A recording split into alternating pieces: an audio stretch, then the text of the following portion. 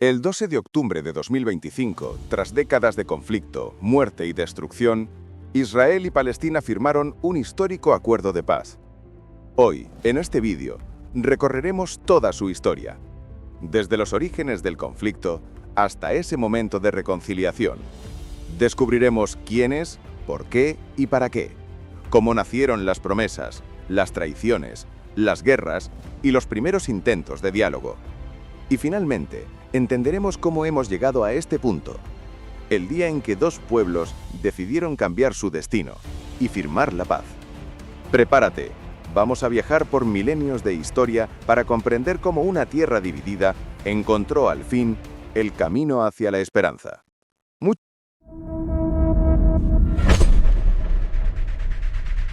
Antes de que existieran Israel o Palestina, esta tierra ya era disputada.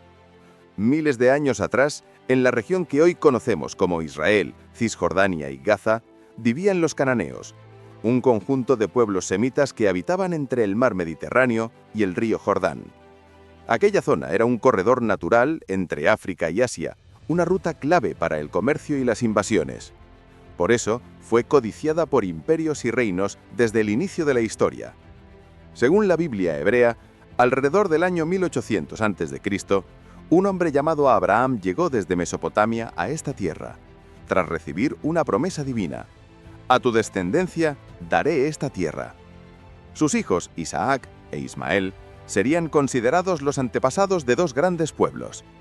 Isaac, ancestro de los israelitas y del judaísmo. Ismael, ancestro de los pueblos árabes. Así, desde el relato más antiguo, la misma tierra quedó vinculada a dos linajes, que siglos después se identificarían como judíos y árabes. Hacia el año 1000 a.C., las tribus israelitas formaron un reino unificado bajo el rey Saúl, seguido por David y Salomón, quien construyó el primer templo en Jerusalén, centro espiritual del pueblo judío. Pero tras la muerte de Salomón, el reino se dividió en dos: Israel al norte, Judá al sur, con Jerusalén como capital. Esta división debilitó a ambos reinos, que pronto serían conquistados por los grandes imperios de su época. En el 722 a.C., los asirios destruyeron el reino de Israel. En el 586 a.C., los babilonios conquistaron Judá, destruyeron el templo y deportaron a miles de judíos a Babilonia. Ese evento, conocido como el exilio babilónico, marcó profundamente la identidad del pueblo judío. Nacía la idea de un pueblo sin tierra, pero con una promesa de retorno. Años después, el imperio persa permitió el regreso de algunos judíos y la reconstrucción del templo. Pero la independencia duró poco. Llegaron los griegos, con Alejandro Magno, y luego los romanos, que transformaron la región en una provincia llamada Judea. Durante siglos, los judíos mantuvieron su fe y su esperanza de liberación, mientras la población local se mezclaba con otros pueblos semitas, formando la base de lo que más tarde serían los árabes palestinos. En el año 70 después de Cristo, tras una gran rebelión judía contra Roma, las legiones romanas destruyeron el segundo templo de Jerusalén y expulsaron a gran parte de la población judía. Muchos huyeron a Europa, Asia y el norte de África, iniciando la diáspora judía, mientras otros permanecieron en la tierra, junto a comunidades samaritanas y árabes. En el año 135 después de Cristo, tras una nueva rebelión judía, la revuelta de Bar Coja, el emperador romano Adriano decidió borrar la identidad judía del territorio. Cambió el nombre de la provincia de Judea a Siria-Palestina y prohibió a los judíos entrar en Jerusalén, que renombró como Aelia Capitolina. El término Palestina no fue elegido al azar, provenía de los filisteos, un antiguo pueblo no judío que había habitado en la costa, enemigos históricos del antiguo Israel. Así, con este gesto simbólico, Roma quiso humillar y castigar al pueblo judío, borrando su conexión histórica con la tierra. Pero con el paso de los siglos, ese nombre, Palestina, sobreviviría, adoptado por imperios posteriores como el bizantino, el islámico y el otomano, hasta convertirse en el nombre más conocido de la región. Así comenzó una historia marcada por la fe, el exilio y la pertenencia. Una tierra pequeña, pero cargada de significado espiritual para millones de personas. En los siglos siguientes, esta región pasaría por manos bizantinas, musulmanas, cruzadas y otomanas, y con cada cambio de poder, la identidad de sus habitantes se transformaría, preparando el terreno para el conflicto moderno que vendría siglos después. Tras siglos de dominio romano y bizantino, una nueva fuerza surgía en el desierto de Arabia. El Islam, en el siglo VII después de Cristo, el profeta Mahoma unificó las tribus árabes bajo una nueva fe monoteísta. Tras su muerte, los califas, los líderes musulmanes, extendieron rápidamente su poder por el Medio Oriente. En el año 638 después de Cristo, apenas unos años después de la muerte de Mahoma, los ejércitos musulmanes conquistaron Jerusalén, arrebatándosela al Imperio bizantino. Para los musulmanes, Jerusalén era y sigue siendo un lugar sagrado. Según la tradición islámica, de allí profeta Mahoma ascendió a los cielos durante su viaje nocturno, el Isra y Mirar. En el corazón de la ciudad se construyeron dos de los lugares más venerados del Islam: la Cúpula de la Roca, con su cúpula dorada, y la Mezquita del Aqsa, el tercer lugar más sagrado del Islam. Durante los primeros siglos del dominio musulmán, Jerusalén se convirtió en una ciudad multirreligiosa. Musulmanes, judíos y cristianos convivían, con tensiones ocasionales, pero bajo un sistema donde las religiones del libro, el judaísmo y el cristianismo, eran toleradas. Los judíos incluso pudieron volver a establecerse en la ciudad después de haber sido expulsados por Roma siglos antes. Pero esa frágil convivencia se rompería en el siglo XI. En Europa, los reinos cristianos, impulsados por el Papa Urbano II, lanzaron las cruzadas, guerras santas, para liberar Tierra Santa del dominio musulmán. En el año 1099, los cruzados conquistaron Jerusalén tras un asedio brutal. Miles de musulmanes y judíos fueron masacrados, y se fundó el Reino Cruzado de Jerusalén. Sin embargo, menos de un siglo después, el gran líder musulmán Salah ad-Din, conocido en Occidente como Saladino, reconquistó la ciudad en 1187, restaurando el dominio islámico. Su victoria fue recordada por su honor y humanidad. Permitió la vida de los cristianos y judíos, evitando la venganza que había caracterizado a los cruzados. Tras las cruzadas, la región pasó de mano en mano entre distintos imperios musulmanes, primero los ayubíes, luego los mamelucos de Egipto. Jerusalén perdió importancia política, pero siguió siendo centro espiritual. La población era una mezcla de árabes musulmanes, cristianos y pequeñas comunidades judías dispersas en ciudades como Jerusalén, Hebrón y Safed. En el año 1517, el poderoso Imperio Otomano conquistó la región. Durante más de 400 años, Palestina formó parte de su vasto territorio. Los otomanos dividieron la zona en distritos administrativos dentro de la provincia de Siria, sin fronteras nacionales como las conocemos hoy. Bajo su dominio, musulmanes, cristianos y judíos convivían en relativa paz, aunque bajo un sistema jerárquico donde los musulmanes eran la clase dominante. Las aldeas palestinas vivían del comercio, la agricultura y las rutas de peregrinación que pasaban por Jerusalén. A lo largo de esos siglos, la identidad árabe local fue tomando forma, mezclando lengua, religión y tradiciones propias. Al mismo tiempo, pequeñas comunidades judías, tanto locales como inmigrantes de Europa, mantenían viva la conexión espiritual con Sion, el antiguo nombre poético de Jerusalén. Hacia el siglo XIX, el Imperio Otomano comenzó a debilitarse. Las potencias europeas, especialmente Gran Bretaña y Francia, se interesaron cada vez más por la región, por su posición estratégica entre Asia y África. Fue entonces cuando nacieron dos movimientos paralelos, que pronto chocarían entre sí. Por un lado, el nacionalismo árabe, que buscaba independencia de los imperios. Por otro, el sionismo, un movimiento judío que soñaba con el regreso a la tierra de sus antepasados. Dos visiones opuestas del mismo lugar, que encenderían el conflicto moderno. Durante más de un milenio, esta tierra cambió de manos una y otra vez. Pero en el siglo XIX, algo nuevo empezó a gestarse, la idea moderna de nación, y con ella, la pregunta que lo cambiaría todo. ¿A quién pertenece realmente esta tierra? El siglo XIX llega a su fin. En el corazón del Imperio Otomano, las viejas estructuras se tambalean y las ideas de nación, independencia y patria comienzan a despertar tanto entre los árabes como entre los judíos. En esa mezcla explosiva de fe, política y poder, nace el conflicto moderno entre Israel y Palestina. En Europa los judíos habían vivido durante siglos como minorías, muchas veces perseguidas. En países como Rusia, Polonia, Francia o Alemania sufrían pogromos, masacres organizadas y discriminación legal. En 1896, un periodista judío austríaco llamado Theodor Herzl publicó un libro que cambiaría la historia, El Estado judío. En él Herzl canteaba una idea revolucionaria. El pueblo judío nunca estará seguro hasta tener su propio Estado. Así nació el movimiento sionista, que proponía crear un hogar nacional judío. Algunos pensaban en lugares como Argentina o Uganda, pero la mayoría coincidió en uno solo: Palestina, la tierra bíblica de sus antepasados.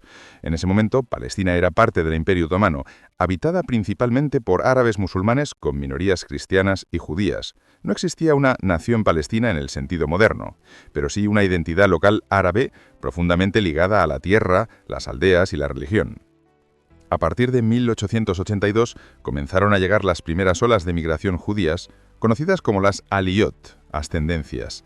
Estos colonos compraban tierras, a menudo a grandes terratenientes árabes ausentes, y fundaban asentamientos agrícolas, las llamadas kibutzim. Al principio convivían con los árabes locales, pero pronto surgieron tensiones por el control de la tierra y el empleo. En 1914 estalla la Primera Guerra Mundial. El Imperio Otomano se alía con Alemania y las potencias europeas ven una oportunidad para quedarse con sus territorios. Los británicos comienzan a cortejar tanto a los árabes como a los judíos, prometiéndoles cosas distintas. Por un lado, prometen a los líderes árabes, como el jerife Hussein de la Meca, independencia si se rebelan contra los otomanos. Pero al mismo tiempo, en 1917, el ministro de Exteriores británico, Arthur Balfour, firma una carta que lo cambiaría todo. El gobierno de Su Majestad ve con buenos ojos el establecimiento en Palestina de un hogar nacional para el pueblo judío. Era la famosa declaración Balfour. En pocas palabras, a los árabes, los británicos les habían prometido independencia. A los judíos, les prometían una patria en Palestina. Y entre ambas promesas, una sola tierra. Al terminar la guerra, en 1918, el Imperio Otomano se derrumba. Gran Bretaña toma el control de Palestina bajo un mandato de la Liga de las Naciones. Oficialmente, debía preparar la región para la independencia, pero en la práctica controlaba el territorio como una colonia. Durante las 3 décadas del mandato británico, la situación se volvió cada vez más tensa. El número de judíos aumentaba rápidamente, de unas 60.000 personas en 1918 a más de 600.000 en 1947. La mayoría provenía de Europa del Este y Alemania, escapando del antisemitismo y más tarde del nazismo. Los árabes palestinos, que seguían siendo mayoría, comenzaron a sentir que estaban perdiendo su tierra y su futuro. En 1929 estallan los primeros disturbios graves, conocidos como los disturbios de Hebrón y Jerusalén. Comunidades judías son atacadas. Decenas de personas mueren. En los años 30, la tensión crece con la rebelión árabe, 1936-1939. Un levantamiento contra el dominio británico y la inmigración judía. Los británicos responden con dureza, reprimiendo a los rebeldes y limitando la inmigración judía, justo cuando los judíos europeos más la necesitaban. En 1939 estalla la Segunda Guerra Mundial. Europa cae bajo el terror nazi. Entre 1941 y 1945, más de 6 millones de judíos son asesinados en el Holocausto. Cuando termina la guerra, la comunidad internacional queda horrorizada. La causa sionista gana fuerza. El pueblo judío necesita un hogar seguro, pero los árabes palestinos sienten que pagarán ellos el precio de un crimen que no cometieron. En 1947, las Naciones Unidas presentan un plan para dividir Palestina en 2 estados, uno judío y otro árabe, con Jerusalén bajo administración internacional. Los judíos aceptan el plan, aunque no era perfecto. Les daba el 55% del territorio a pesar de ser solo 1/3 de la población. Los árabes lo rechazaban, consideraban injusto que se les quitara su tierra para dársela a recién llegados. El día después de la votación, la violencia estalla. Grupos armados judíos y árabes comienzan una guerra civil dentro de Palestina. El 14 de mayo de 1948, mientras los británicos se retiran, David Ben-Gurión proclama la independencia del Estado de Israel. Apenas horas después, los países árabes vecinos, Egipto, Siria, Jordania, Irak, Líbano e Irak, declaran la guerra e invaden. Comienza la primera guerra árabe-israelí. Israel, sorprendentemente, resiste y vence. El nuevo Estado amplía su territorio más allá de lo asignado por la ONU. Egipto ocupa Gaza y Jordania anexa Cisjordania y Jerusalén Este. Para los judíos, 1948 fue el renacimiento de una nación. Para los palestinos, fue la Nakba, la catástrofe. Más de 700.000 palestinos fueron expulsados o huyeron de sus hogares durante la guerra. Aldeas enteras fueron destruidas, familias separadas para siempre. Muchos pensaron que regresarían pronto, pero ese regreso nunca llegó. Así nacieron los campos de refugiados palestinos en Líbano, Siria, Jordania y Gaza, que siguen existiendo hasta el día de hoy. Al finalizar la guerra, Israel fue reconocido por Estados Unidos y la Unión Soviética y se convirtió en miembro de la ONU, pero los países árabes se negaron a reconocerlo. En menos de medio siglo, la antigua tierra de Palestina había cambiado para siempre. Un nuevo Estado judío había nacido y un pueblo árabe había quedado sin Estado ni hogar. Era el comienzo de un conflicto que marcaría la historia del siglo XX. En apenas unas décadas, la tierra prometida se había convertido en tierra partida. Israel celebraba su independencia. Los palestinos lloraban su pérdida. Y el mundo entero miraba hacia el Medio Oriente, sin saber que aquella historia no había hecho más que comenzar. 1949. Las armas callan, pero la tierra sigue temblando. Israel ha nacido. Palestina ha desaparecido del mapa. Y lo que parecía el fin de una guerra era solo el comienzo de un conflicto que marcaría generaciones. Tras la guerra de 1948, Israel controla el 78% del antiguo territorio de Palestina, mucho más de lo asignado por la ONU. El resto se divide así. La Franja de Gaza queda bajo control de Egipto. Jerusalén, la ciudad más sagrada, queda partida en dos. El oeste israelí, el este jordano. No existe un Estado palestino, ni un gobierno propio. Solo refugiados, campamentos y la esperanza cada vez más lejana del regreso. En sus primeros años, Israel vive bajo el miedo y la necesidad. Rodeado de enemigos, el país construye su ejército, absorbe a cientos de miles de inmigrantes judíos, muchos sobrevivientes del Holocausto, y se convierte en una nación moderna en tiempo récord. Mientras tanto, los países árabes se niegan a reconocerlo y refuerzan su objetivo común, destruirlo. En 1956, el presidente egipcio Gamal Abdel Nasser nacionaliza el Canal de Suez, una vía vital para el comercio mundial. En secreto, Israel, Francia y Reino Unido se alían para atacarlo. Israel invade el Sinaí egipcio y avanza rápidamente, pero la presión de Estados Unidos y la Unión Soviética obliga a detener la ofensiva.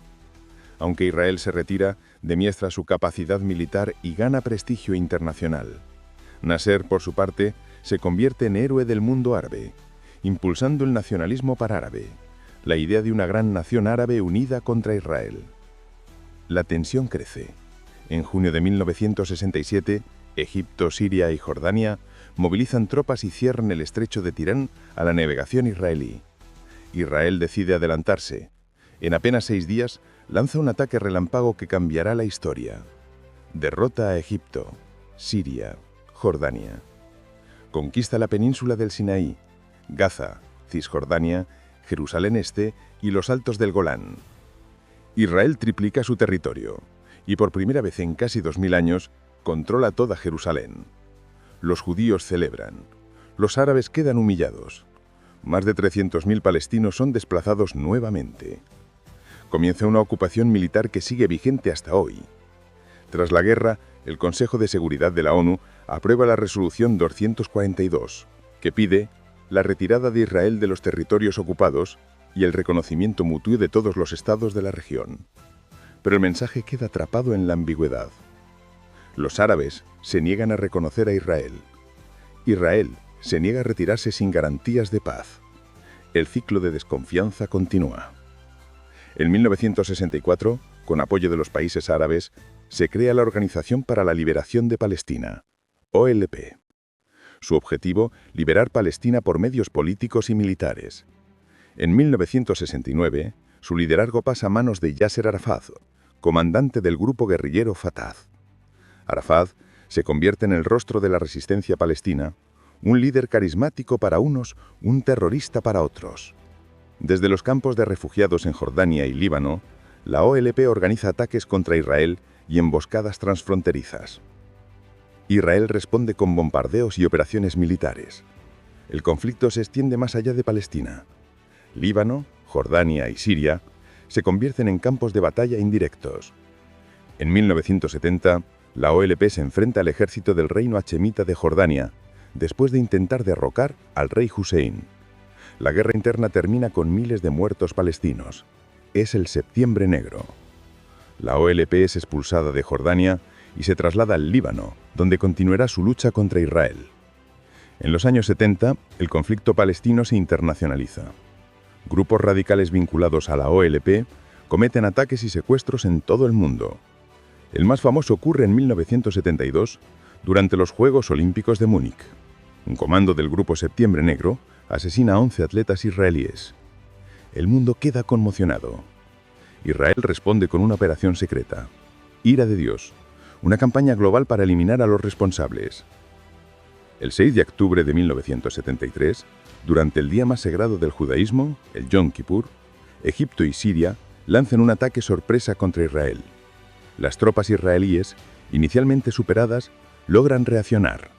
En 3 semanas de combates feroces, Israel vuelve a resistir, pero paga un precio alto. Más de 2.500 soldados muertos.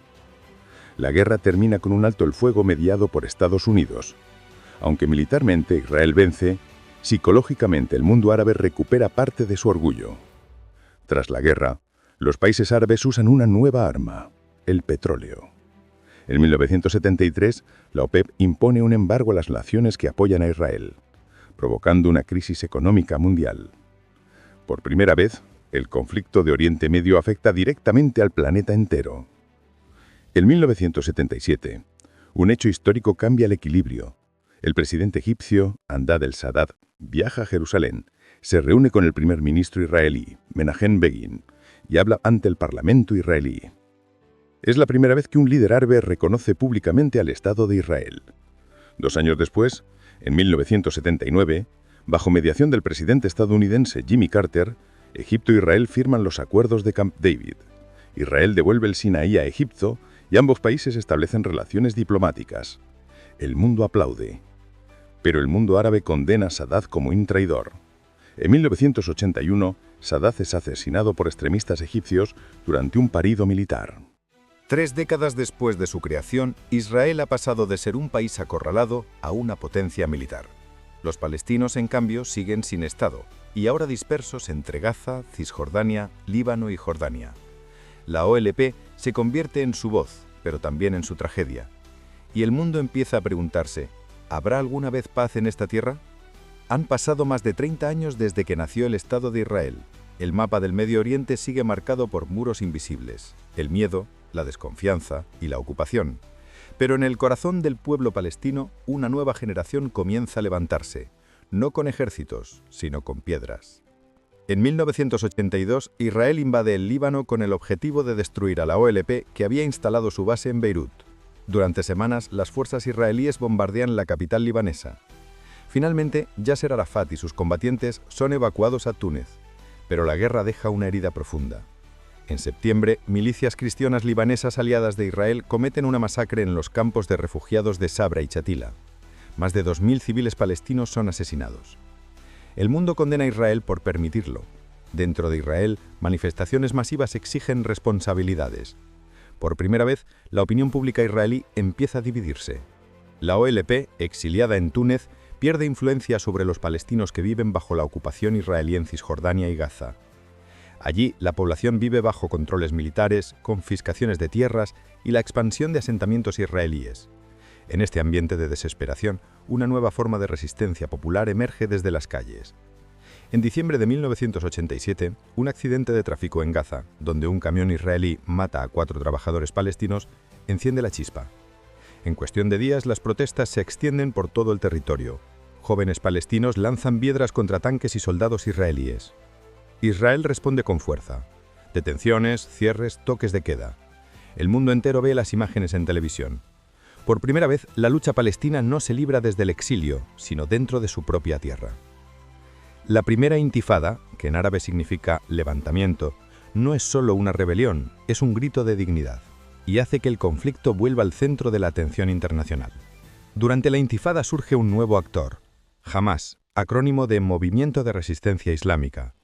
Fundado por Sheikh Ahmed Yassin, un clérigo de Gaza vinculado a los hermanos musulmanes, Hamás combina ayuda social y lucha armada, pero con un objetivo claro: liberar toda Palestina y reemplazar a Israel por un Estado islámico.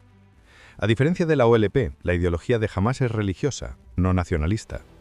Israel, en sus primeros años, subestima su poder y hasta permite su crecimiento para debilitar a la OLP, pero pronto se convierte en uno de sus enemigos más feroces.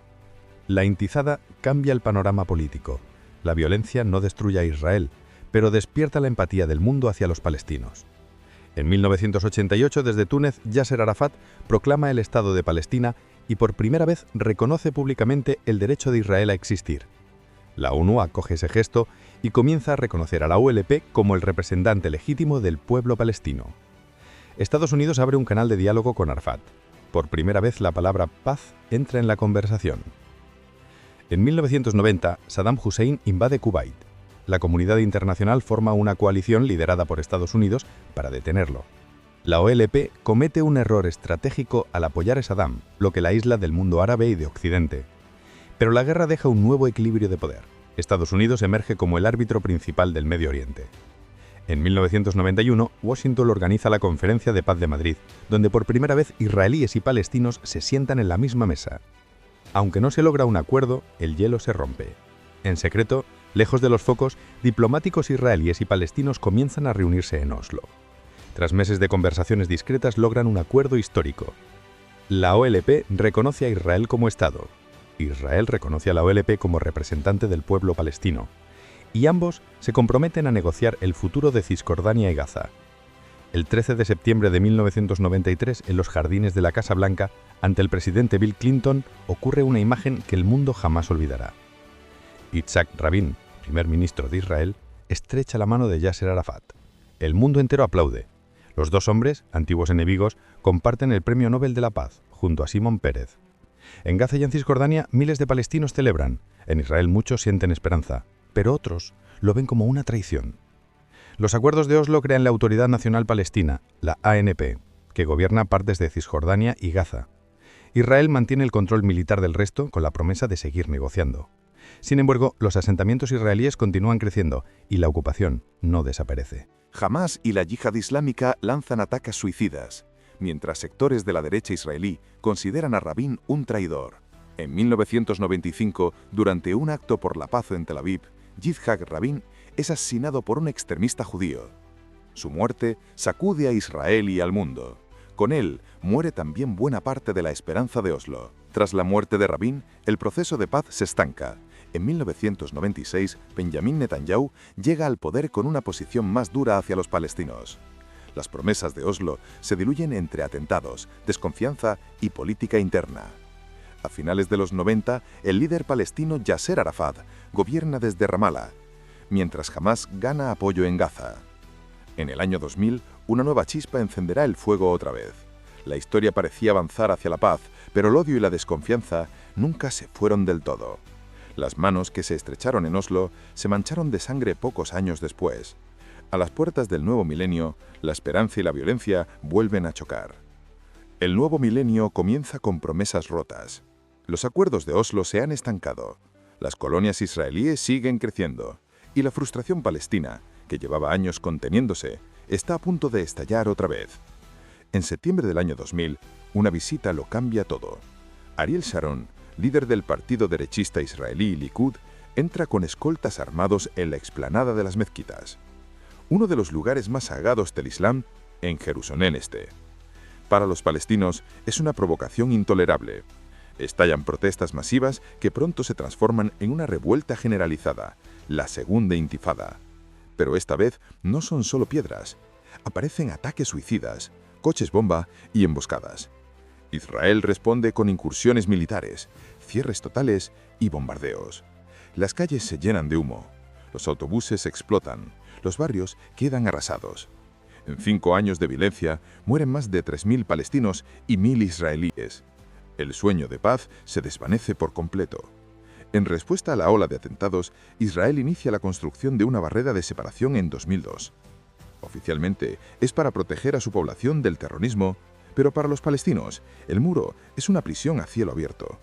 Separa a comunidades, corta tierras de cultivo y divide familias. En algunos tramos no sigue la línea de 1967, sino que incorpora asentamientos israelíes. Para el mundo, el muro se convierte en el símbolo del fracaso de la paz. En 2001, Ariel Sharon se convierte en primer ministro de Israel. Su reputación como halcón militar lo precede, pero, sorprendentemente, realiza un giro inesperado. En 2005, ordena la retirada unilateral de Gaza. Israel evacúa todos los asentamientos y bases militares del enclave. Por primera vez en décadas, ningún soldado israelí permanece dentro de Gaza. Sin embargo, la retirada no trajo paz. Israel mantuvo el control del espacio aéreo, marítimo y fronteras. Para los palestinos, la ocupación simplemente cambió de forma. En 2006 se celebran elecciones legislativas en los territorios palestinos. Contra todo pronóstico, Hamás gana la mayoría. El movimiento islámico se presenta como incorruptible frente al gobierno de Fatah, desgastado por años de burocracia y corrupción. Pero el triunfo electoral provoca una guerra civil palestina. En 2007, Hamás toma el control total de la Franja de Gaza por la fuerza, expulsando a Fatah.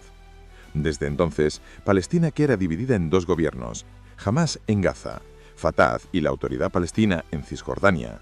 Israel y Egipto imponen un bloqueo total sobre Gaza. El enclave queda aislado, empobrecido y bajo control de Hamás. Entre 2008 y 2020, Israel y Hamás se enfrentan a una serie de guerras cortas pero devastadoras. 2008-2009, Operación Plomo Fundido. 2012, Operación Pilar Defensivo. 2014, Operación Margen Protector. Y más tarde, las escaladas de 2018 y 2021. Cada guerra deja miles de muertos, en su mayoría civiles palestinos. Israel afirma que busca detener los cohetes de Hamás. Hamás responde que resiste la ocupación. Pero entre ambos, la población paga el precio más alto. Gaza se convierte en una de las zonas más densamente pobladas y destruidas del planeta. Durante esos años se suceden los intentos diplomáticos. En 2000, la cumbre de Camp David entre Ehud Barak y Yasser Arafat fracasa. En 2002, la Iniciativa Árabe de Paz propone reconocer a Israel a cambio de su retirada a las fronteras de 1967, pero Israel no responde oficialmente. En 2005, muere Yasser Arafat en circunstancias aún controvertidas. Lo reemplaza Mahmoud Abbas, más moderado, pero sin el carisma ni la autoridad de su predecesor. En 2007, la Conferencia de Anápolis vuelve a prometer una solución de dos estados, pero se disuelve entre atentados de confianza y política interna. Los asentamientos israelíes siguen creciendo, superando el 500.000 de colonos. Los palestinos ven cómo su futuro se reduce a territorios fragmentados y aislados. En 2011, el mundo árabe estalla en revoluciones. Las primaveras árabes derriban dictaduras, pero también desestabilizan toda la región. Siria entra en guerra civil, Egipto vive un golpe de Estado y el conflicto palestino pierde protagonismo internacional. Mientras tanto, Israel se convierte en una potencia tecnológica y militar, mientras Gaza cae en la pobreza más absoluta. Cada lado vive en un universo distinto. En 2017, el presidente estadounidense Donald Trump reconoce Jerusalén como la capital de Israel, rompiendo con décadas de política internacional. En 2020, promueve los llamados Acuerdos de Abraham, mediante los cuales varios países árabes, como Emiratos Árabes Unidos, Bahrein, Sudán y Marruecos, normalizan relaciones con Israel. Por primera vez, algunos países árabes deciden hacer la paz sin resolver la cuestión palestina.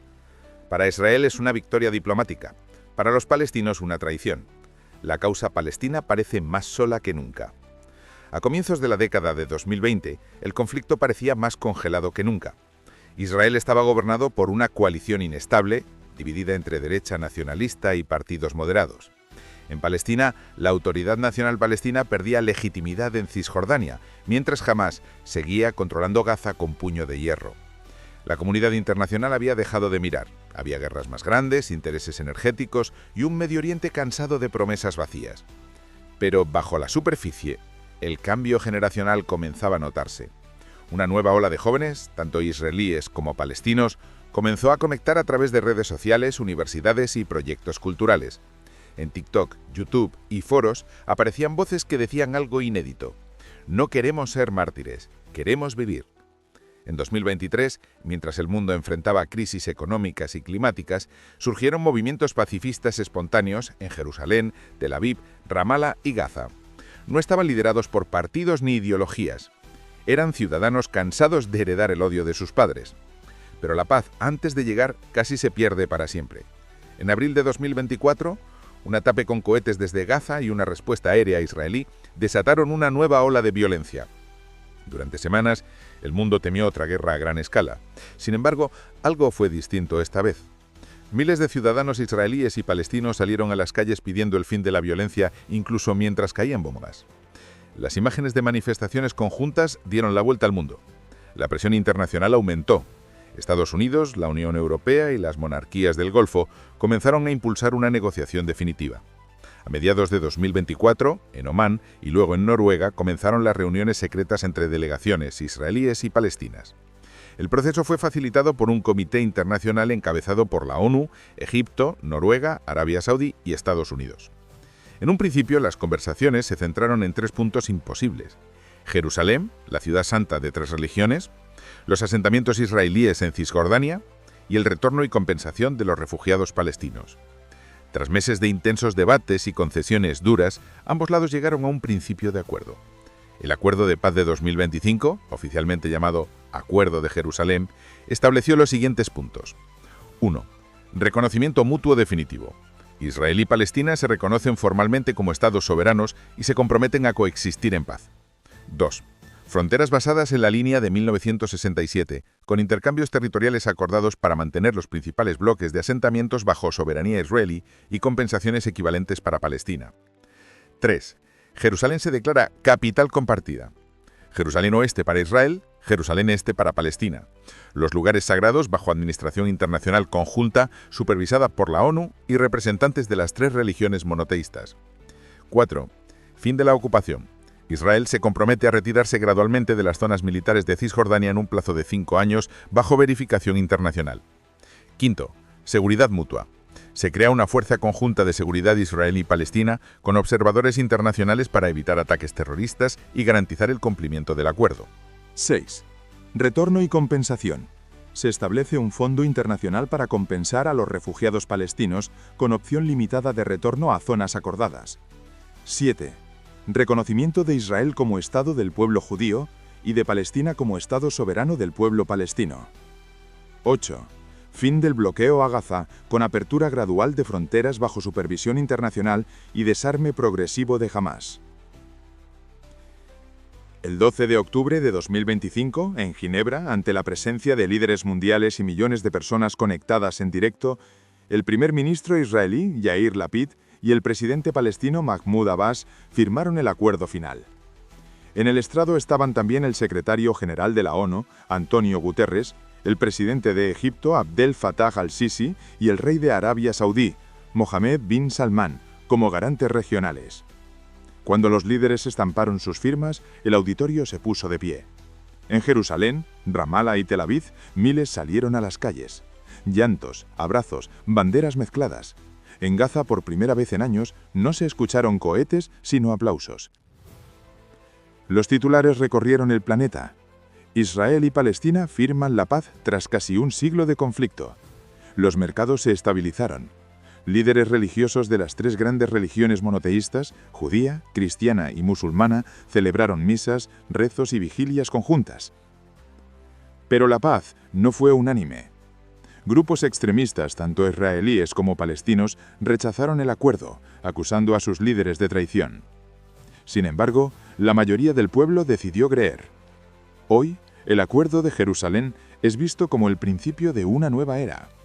Las fronteras siguen custodiadas, la desconfianza no ha desaparecido, pero las escuelas enseñan que el otro lado también tiene derecho a existir. En los mercados de Jerusalén Vieja, los comerciantes vuelven a hablar en hebreo y árabe. En Ramallah y Tel Aviv, jóvenes artistas colaboran en proyectos conjuntos. Y en Gaza, los niños dibujan palomas de papel donde antes dibujaban nuros. Más de un siglo de historia, dolor y resistencia desembocaron en un momento, el instante en que 2 pueblos cansados de odiarse decidieron empezar de nuevo. Porque la paz no se firma solo con tinta, se firma con memoria, con respeto y con el valor de mirar al enemigo y llamarlo vecino. Esta fue la historia de Israel y Palestina, desde el conflicto hasta la paz. Durante más de un siglo, el mundo miró esta tierra y vio en ella un campo de batalla. Vio muros, bombas, ejércitos, religión y odio. Pero también vio a madres que lloraban lo mismo en hebreo que en árabe, a niños que jugaban sin entender por qué los separaban los muros. Y hoy, por fin, el mundo puede mirar y ver algo distinto. Vida. Porque la paz no borra el pasado, pero enseña a no repetirlo. No se trata de olvidar, sino de recordar sin odio. Israel y Palestina no cambiaron su historia en un día. cambiaron su destino cuando se atrevieron a creer que podían hacerlo. Este acuerdo no fue el final de una guerra, fue el principio de una nueva generación. Una generación que no hereda el miedo, sino la esperanza. Una generación que crece sabiendo que el otro lado también sufre, también sueña, también ama. Porque después de siglos de historia, la lección más grande que esta tierra nos deja es simple. Ningún muro es eterno, ninguna herida es para siempre, ningún enemigo lo es para toda la vida. Y cuando dos pueblos deciden vivir, ni 1000 años de guerra pueden detenerlos. Israel y Palestina. La historia de una tierra, dos pueblos y un solo futuro.